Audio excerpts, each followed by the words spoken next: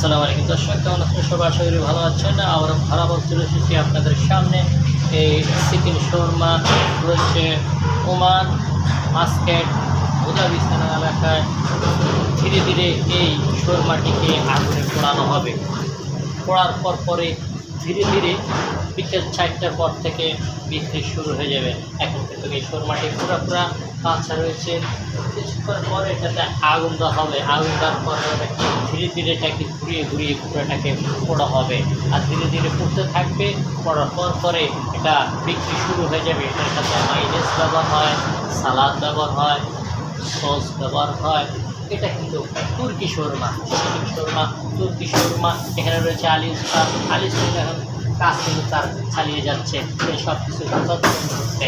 দর্শক, এ ছিল সর্বশেষ অবস্থা। আবার চলে আসবো যে কোনো সময় যে কোনো ভিডিও নিয়ে। ততক্ষণ পর্যন্ত সাথে থাকবেন, পাশে থাকবেন, ফলো দিয়ে বেল আইকনটি বাজিয়ে দিবেন।